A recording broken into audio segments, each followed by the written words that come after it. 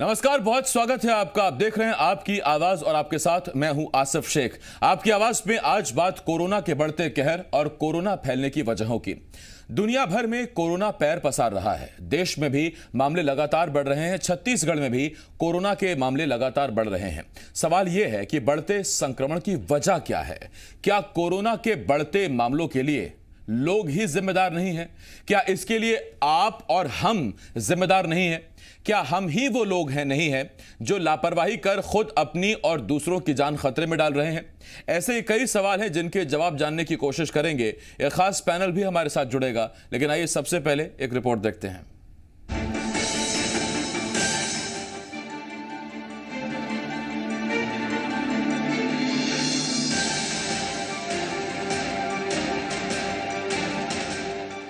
दुनिया भर में कोरोना के मामले बढ़ते ही जा रहे हैं। देश में अब तक जहां कोरोना के 95 लाख से भी ज्यादा मामले सामने आ चुके हैं, तो वहीं इस जानलेवा वायरस ने 1,39,000 से भी ज्यादा लोगों की जान ले ली है। छत्तीसगढ़ में भी कोरोना का कहर जारी है।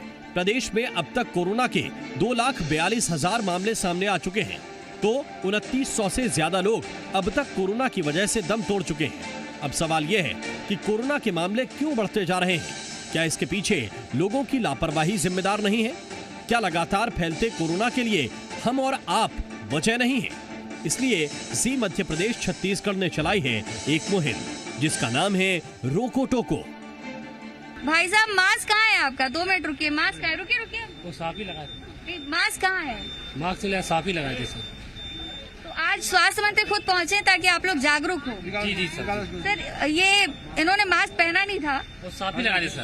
ठीक है, चलेगा, साफी भी चलेगा। और भी कुछ लोगों तक हम जाने की कोशिश करेंगे जिन्होंने मास्क नहीं पहना हुआ है। भाई साहब, मास्क क्यों नहीं पहना आपने? वो 2 मिनट रुको ना, 2 मिनट। रुकिए रुकिए, 2 मिनट आप रुकिए ना। अरे रुकिए जरा, अरे 2 मिनट तो रुकिए। भाई साहब 2 मिनट रुकिएगा। मास्क कहाँ है आपका? नमाज पे जा रहे मास्क क्यों नहीं पहने आप? मास्क घर में मुंह में लगाना। इस मुहिम में हम लोगों के बीच जाकर मास्क न पहनने वाले लोगों को रोकते हैं और टोकते हैं और उनसे मास्क पहनने के लिए अपील करते हैं। राजधानी रायपुर में हमारी इस मुहिम का हिस्सा बने खुद प्रदेश के स्वास्थ्य मंत्री टी.एस. सिंहदेव। मंत्री जी ने जहां जी मध्य प्रदेश छत्तीसगढ़ की मुहिम की खुले दिल से तारीफ की, तो साथ ही उन्होंने बढ़ते वायरस के लिए जनता की लापरवाही को भी वजह माना। आपने इस अभियान में हमारे साथ मिलकर लोगों को जागरूक किया, उसके लिए बहुत धन्यवाद। और तमाम लोग कि आप लोग इस जिम्मेदारी को निभा रहे हैं। जी, कोरोना के बचाव में एहतियात बरतने के अलावा कोई रास्ता नहीं है। इसकी कोई दवाई अभी तक विकसित नहीं हो पाई है, और जब तक दवाई विकसित नहीं होती है तब तक अपना बचाव खुद करना होगा, और खुद का बचाव के साथ समाज का बचाव भी हर व्यक्ति को जिम्मेदारी लेनी पड़ेगी। देश के प्रधानमंत्री बार बार कहते हैं कि 2 गज की दूरी और मास्क है जरूरी। वो हर बार चेताते हैं कि जब तक दवाई नहीं तब तक ढिलाई नहीं। मुख्यमंत्री और स्वास्थ्य मंत्री भी लोगों को जागरूक कर रहे हैं। इसके बावजूद लोग हैं कि मानने के लिए तैयार नहीं। कभी सांस न आने का बहाना, कभी घबराहट की दलील, कभी गुटखा, पान और बीड़ी सिगरेट के सेवन का बहाना देकर मास्क न पहनना ही कोरोना को बढ़ावा दे रहा है। ऐसे में ये हम सबकी जिम्मेदारी है कि हमें ही मिलकर कोरोना को हराना है, और साथ ही जारी है जी मध्य प्रदेश छत्तीसगढ़ की मुहिम। रजनी ठाकुर, जी मीडिया, रायपुर। देखिए, हंसना चाहे तो आप हंस भी सकते हैं। अब एक भाई साहब से जब हमारे सहयोगी ने कहा कि आपका मास्क कहाँ है, तो उन्होंने कहा दीदी 2 मिनट रुकिए, और उसके बाद फिर वो इतनी तेज रफ्तार में आगे बढ़ गए, और हमारे सहयोगी उनसे कहते रहे कि 2 मिनट आप तो रुकिए, लेकिन उन्होंने नहीं सुने। एक शख्स से पूछा गया आपका मास्क कहाँ है, तो उन्होंने कहा कि मेरा मास्क घर पर रह गया। अब देखिए, हम जब चलते हैं तो अपनी जान साथ लेके चलते हैं। हमारी जान हमारे अंदर है, वो साथ चलती है। मास्क अगर हम घर में छोड़ देंगे तो जान घर पे नहीं छोड़ सकते, इसीलिए मास्क पहनना हमको जरूरी है। ये अगर आप इसे हल्के अंदाज में लें तो ठीक है, लेकिन ये बहुत गंभीर बात है। और आज सवाल किसी सरकारी सिस्टम पर नहीं है, ये सवाल आज आपसे और हमसे है। ये सवाल आप और हम पर है कि क्या हम ही वो लोग हैं जो कोरोना का संक्रमण लगातार बढ़ा रहे हैं। हम नहीं मान रहे किसी की, हम नहीं सुन रहे किसी की, हमें किसी की अपील का कोई असर नहीं हो रहा है। छत्तीसगढ़ में मामले बढ़ते जा रहे हैं, देश में मामले बढ़ते जा रहे हैं, अंतर्राष्ट्रीय मुद्दे तो बहुत दूर की बात है। हमारे साथ खास मेहमान जुड़ रहे हैं, कांग्रेस के नेता पूर्व विधायक रमेश वर्ल्यानी जी, इसके साथ साथ बीजेपी की तरफ से प्रवक्ता संजय श्रीवास्तव जी और सामाजिक कार्यकर्ता विनयशील जी हमारे साथ जुड़ रहे हैं। मैं आप तीनों का बहुत बहुत स्वागत करता हूं। सबसे पहले शुरुआत करता हूं मैं सामाजिक कार्यकर्ता विनयशील जी से, उसके बाद फिर मैं राजनीतिक प्रतिक्रिया भी इस पर लूंगा। विनयशील जी, प्रधानमंत्री कहते हैं 2 गज की दूरी, मास्क है जरूरी, जब तक दवाई नहीं तब तक ढिलाई नहीं। उसके बावजूद लोग, हम आप सब लोग बहुत ढिलाई बरत रहे हैं। नतीजा, हम बाहर निकलते हैं बिना मास्क के निकलते हैं, अगर संक्रमित हैं तो दूसरों को संक्रमण देते हैं, और अगर संक्रमित नहीं हैं तो बाकी जो घूम रहे हैं उनसे संक्रमण ले लेते हैं और बाद में कहते हैं कि सरकार कुछ कर नहीं रही। मामले लगातार बढ़ते जा रहे हैं। हम और आप ही लोग तो हैं जिम्मेदार।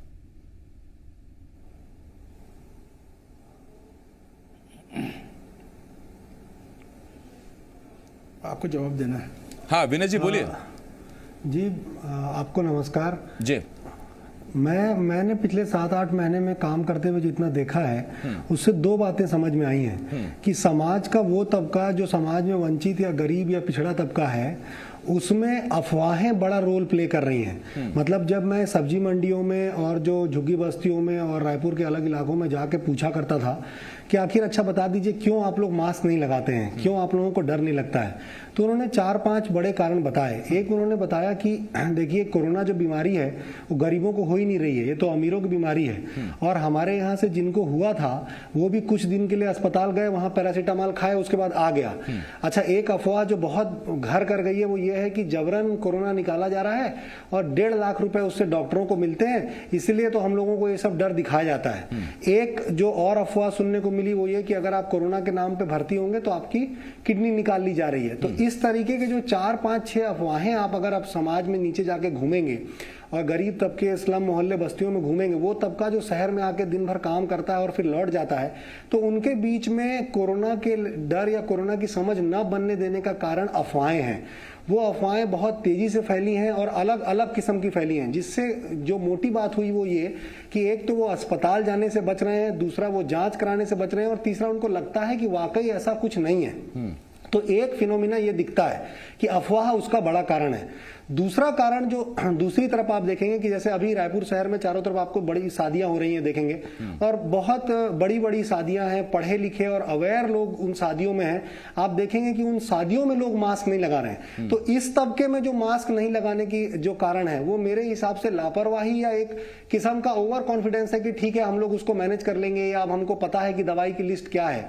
तो ये 2 तरीके के लक्षण मुझे समाज में दिख रहे हैं। पर यदि थोड़ा ध्यान से देखें और अगर आप उन लोगों से बात करें जिनके घर में किसी को एक बार कोरोना हुआ था, तो हमको समझ में आता है कि वो कितने सही तरीके से आप समझ पाए। यानी एक प्रवृत्ति ये हो गई कि जब तक आप भुगतेंगे नहीं तब तक आप चेतेंगे नहीं। मतलब आपके घर में किसी को होगा नहीं तब तक आप इस बात को समझ नहीं पा रहे हैं कि ये कितना सीरियस है। जिस तरीके से मौतें हो रही हैं, मुझे लगता है कि एक प्रयास हम ये कर सकते हैं कि जिनके घर में कोरोना हुआ और जिस तरीके की परेशानी से उनको गुजरना पड़ा, वो सावधान करने के लिए लोगों को उनकी कहानी उन्हीं की जुबानी बतानी चाहिए, तो शायद हर वर्ग के लोग इस बात को समझ सकें। नहीं, अच्छा अभी तक सुझाव जो है मैंने आपका देखा है उसका एक कारण ये है। मैं इस पर आता हूं आपके दूसरा पास। कारण ये जो आपका मेरे सुझाव समझ में अच्छा आता है। है, मैं आता हूं विनयशील जी, वो आता हूं ये इस पर है आपके कि पास। जो देखिए विनयशील जी ने जो 2 वर्गों में बांट दिया बीमारी को, वो बहुत अहम है। पहला उन्होंने कहा कि गरीबों में जो जागरूकता नहीं है या जो लापरवाही है वो अफवाहों की वजह से है, और जो अमीरों में लापरवाही है या जागरूकता की कमी दिख रही है। जागरूक तो हैं लेकिन ओवर कॉन्फिडेंट, फैशन।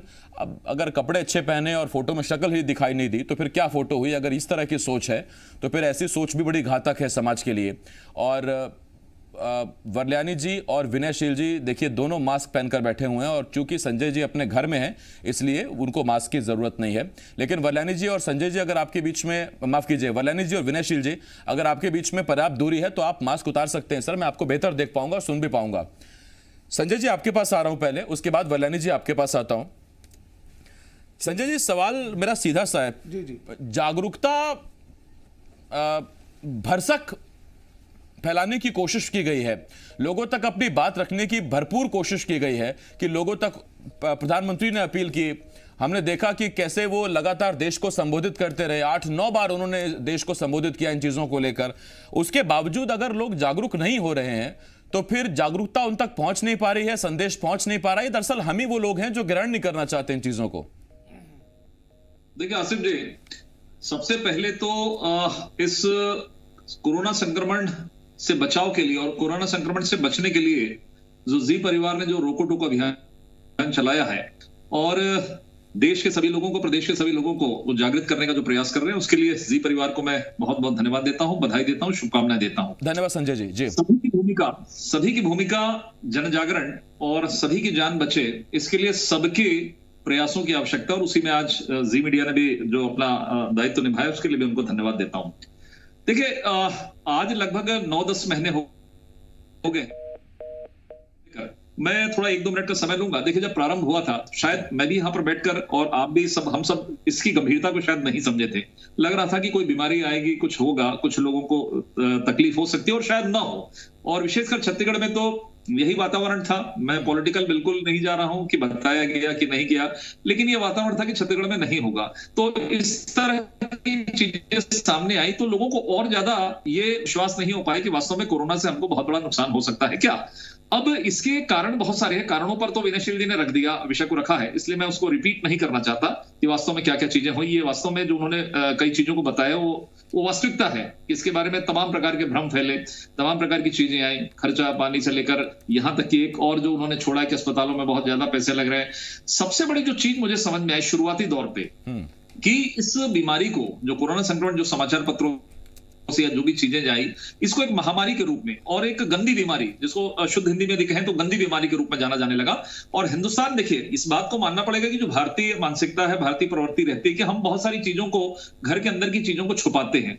और ये देखने में आया क्योंकि हम लोग भी अपने मित्र हैं, अपने जान पहचान है, जो कार्यकर्ता है, उनको ये हमेशा से कहते रहे कि भाई इसको चेक करवा लेना चाहिए। तो ये बहुत सारी चीजें, इस तरह की चीजें आई कि आदमी इसको सोचता था कि मैं कहीं इसको बता दूं तो लोगों या समाज के अंदर में क्या प्रभाव होगा, कहीं गलत प्रभाव तो ना पड़े। ये सब दिक्कतें आई। लेकिन आज मैं दिक्कतों पर नहीं, क्योंकि आपने एक अभियान छेड़ा है।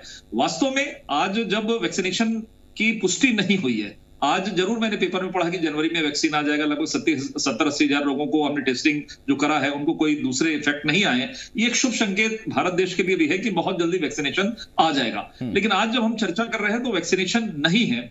और ऐसे समय में जो 2-4-5 चीजें कहने को कहा गया है, जैसे कि एक सोशल डिस्टेंसिंग की बात है और मास्क की बात है, हाथ धोने की बात है, सैनिटाइजेशन की बात है, भीड़ से बचने की बात है, और बहुत आवश्यकता ना हो तो घर से निकलने की आवश्यकता नहीं। ये 5-7 चीजों पर फोकस किया गया था और आज तक किया जा रहा है कि जिसके कारण हम अपने जीवन की रक्षा कर सकते हैं।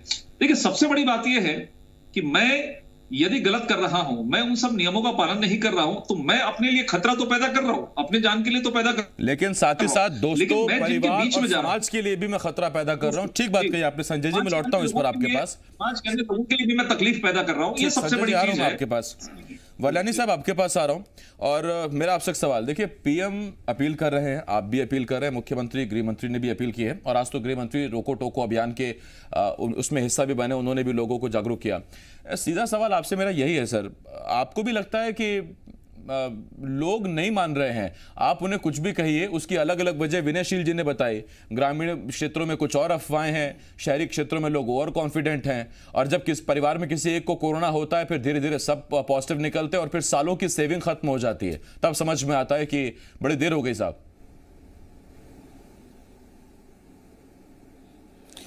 सबसे पहले तो मैं जी न्यूज़ को इस बात के लिए बधाई देना चाहता हूं कि आपने रोको टोको अभियान के माध्यम से एक जागरूकता अभियान की शुरुआत की है। और मुझे इस बात की खुशी है कि आपने रायपुर की, राजधानी रायपुर में हमारे स्वास्थ्य मंत्री टी.एस. सिंहदेव साहब पूरे शहर में घूमे और लोगों को जागरूक करने का काम किया। मुझे लगता है कि जिस ढंग से हम लोगों, हिंदुस्तान के मीडिया ने लोगों को वोट देने के लिए लगातार अपील की और वोट का परसेंटेज बढ़ा। पहले लोग वोट देने में लापरवाही भी करते थे, नहीं भी जाते थे, लेकिन लगातार प्रयास के बाद लोगों को अपने वोट की अहमियत मालूम पड़ी और वोट का इस्तेमाल किया। मुझे लगता है कि इस मुहिम का असर निश्चित रूप से पड़ेगा आम आदमी पर, कि यदि आप मास्क लगाते हैं तो न केवल अपने जीवन की सुरक्षा करते हैं, वरन अपने परिवार और समाज के पूरे समूचे वर्ग की रक्षा करते हैं। इस बात को समझने की जरूरत है, लेकिन दुर्भाग्य यह है कि पढ़े लिखे लोगों के मन में भी एक मनोवैज्ञानिक भय है कि वो अस्पताल जाने से बचना चाहते हैं। छत्तीसगढ़ में जो ज्यादा कुछ कोरोना जो संक्रमित हैं उनकी मौतें जो बढ़ रही हैं वो इसलिए है कि वे जब उनको संक्रमित होते हैं तो टेस्ट से घबराते हैं, टेस्ट करने जाते नहीं है। जब श्वास में तकलीफ होती है तब जाते हैं। और कोरोना बीमारी में जो मेडिकल एक्सपर्ट्स की रिपोर्ट है कि यदि आपके श्वास में नली में चले गया कोरोना तो आपके लंग्स को खत्म करता है और फिर आप वेंटिलेटर पर चलने के लिए मजबूर हो जाते हैं, फिर आपके जीवन की डॉक्टर भी रक्षा नहीं कर पाते हैं। तो डॉक्टरों का भी यही कहना है कि थोड़ा भी आपको यदि आशंका लगती है तो टेस्ट से न घबराएं। टेस्ट से घबराएंगे तो आप अपने जीवन को नहीं बचा पाएंगे और अपने परिवार की तकलीफ करेंगे। और मैं देखा हूं कि जो लोग निजी अस्पतालों में गए हैं उनके परिवार की आर्थिक स्थिति कितनी टूट जाती है, ये कल्पना के परे है। लोगों के मकान बिक गए, लोगों के खेत बिक गए। लेकिन छत्तीसगढ़ में सरकार के तरफ से या पूरे देश में भी सरकार की तरफ से पर्याप्त सरकारी अस्पतालों में व्यवस्था है। लोगों के मन में ये विचित्र मनोवैज्ञानिक भय है कि सरकारी अस्पताल में इंतजाम नहीं है, लेकिन ऐसी कोई बात नहीं है। सभी सरकारी अस्पतालों में पूरी व्यवस्था है। आपको घर से ले जाते हैं, अस्पताल ले जाते हैं, आपके नाश्ता, खाना, दोपहर के नाश्ते, रात का डिनर, सारी व्यवस्था है। दवाई निःशुल्क मिलती है। आप अस्पताल में भर्ती होने से न घबराएं, वो विकल्प को खुला रखें, उसको देखें तो आपकी जीवन रक्षा होगी। ये तो देखिए बलानी साहब, ये तो बात की बात हो गई, लेकिन उससे पहले कोरोना हो ही ना, उसके लिए मास्क जरूरी है, वही हमारा फोकस है। मैं लौट रहा हूं उस पर बलानी साहब आपके पास। विनयशील जी 30 सेकंड में आपको देता हूं, उसके बाद मुझे बाकी अपने दोनों मेहमानों के पास भी जाना है। एक बात कही जाती है, भाई बिनु होई न प्रीति, जो आपने कहा था उसी पर मेरा ये सवाल है। इसका मतलब जब तक डर नहीं होगा, और जैसा आपने कहा कि जो भुगत चुके हैं वो अपनी वीडियो शेयर करें, वो मैसेज दें, इसका मतलब यही एक आखिरी चारा है क्या कि जो भुगत चुके हैं वो बाकी लोगों को बताएं कि हमने क्या भुगता है। हमने पैसा खोया, हमने सेहत खोई, हमने अपने परिवार को अपने सामने अस्पताल में भर्ती होते देखा, कई लोगों को हमने जान गंवाते देखा। मुझे लगता है कि क्योंकि हम लोग लोकतंत्र में रहते हैं, इसलिए ये भय बिन होई न प्रीति वाला जो मॉडल है, इसके बजाय जो दूसरा जो काम है वो जानकारी वाला है, उस पे ज्यादा फोकस करना चाहिए। ज्यादा से ज्यादा पैसा आम लोगों तक सरल भाषा में, सरल तरीके से इस बात को पहुंचाने की है कि इसका इलाज कहाँ कैसे हो रहा है, टेस्ट कहाँ कैसे होते हैं, हो जाने पे क्या होगा। जैसे एक सामान्य उदाहरण बताता हूं। मैंने एक दुकान वाले से पूछा कि भैया आपके यहाँ जब आप कोरोना पॉजिटिव लोग निकल रहे हैं तो चेक क्यों नहीं करवा रहे हैं? तो वो उसने ये कहा कि अगर मैं कोरोना पॉजिटिव हो गया और मैंने चेक करा लिया तो एक तो मेरी दुकान बंद हो जाएगी, दूसरा मैं घर में अकेला कमाने वाला हूं, मैं कैसे करूंगा, और मुझे ये भी नहीं पता है कि इसके बाद मेरी दुकान कब खुलेगी और मैं कब अस्पताल से वापस लौट के आऊंगा। मतलब जब आप आम लोगों से बात करेंगे तो आपको यह समझ में आएगा कि उन तक पूरी जानकारी सही तरीके से यदि हम पहुंचा पाए, ये एक बड़ा और कठिन काम है। मतलब मीडिया के साथ ही इसमें साथ देते हैं, पर उसके पैरेलल जिस तरीके से सोशल मीडिया और झूठ फैलाने वाला जो एक पूरा गिरोह काम करता है, वो उससे बिल्कुल सही तरीके से जानकारी नीचे तक नहीं पहुंच पा रही है। तो मुझे लगता है कि लोकतंत्र में हमको भय बिन वाले के बजाय जानकारी बिन होई न प्रीति वाले मॉडल पे जाना चाहिए। जानकारी हमको पहुंचानी होगी। मैं विनयशील जी और हर आपको रोक रहा हूं, लेकिन साधारण और सरलीकरण जो 30 सेकंड में रमेश जी को और संजय जी को देना चाहता था, मैं चाहता हूं देश के लिए संजय जी और रमेश जी वो 30 सेकंड अपने वो छोड़ दें, क्योंकि इस 30 सेकंड में मैं एक बात कहना चाहता हूं जो जागरूकता के लिए, जैसा विनयशील जी ने कहा कि टेस्ट में होता क्या है। तो आप देखिए, टेस्ट में एक छोटा सैंपल लिया जाता है, वो सैंपल आपके नाक के अंदर से और आपके गले के अंदर से एक स्ट्रॉ डालकर वहां से एक सैंपल लिया जाता है। कोई तकलीफ दे नहीं है, कोई आपका खून नहीं निकाला जाता, कुछ आपका नहीं होता। आप अस्पताल में भर्ती होते हैं, अगर पॉजिटिव पाए जाते हैं, पॉजिटिव पाए जाने के बाद आपको डॉक्टर ठीक करते हैं और ठीक होने के बाद आप घर लौटाते हैं। जितनी जल्दी अस्पताल चले जाएंगे उतनी जल्दी अस्पताल से छुट्टी भी हो जाएगी। डॉक्टरों को भी शौक नहीं है आपको अस्पताल में पड़े रखने का या वहां आपको लिटाए रखने का। और छोटी सी बात यह कि अगर आप पॉजिटिव हुए तो आप अपने परिवार के बारे में सोचिए। छोटे बच्चे और बूढ़े बुजुर्ग भी आपके घर में हैं। आपकी इम्यूनिटी भले ही स्ट्रांग हो, लेकिन इम्यूनिटी वाइज वो थोड़ा कमजोर है, तो उनका भी ख्याल रखिए। दुकान का क्या है, दुकान दोबारा खुल जाएगी, लेकिन अगर जान चली गई तो जान दोबारा खोलने का कोई ऑप्शन भगवान ने दिया नहीं है, उसका ख्याल रखें। बहुत धन्यवाद आपका रमेश जी, संजय जी और विनयशील जी, बहुत बहुत शुक्रिया आपका। यहाँ एक छोटे से ब्रेक के लिए हमें रुकना होगा। ब्रेक के बाद भी तमाम बड़ी खबरें बहुत जल्द लौट रहे हैं।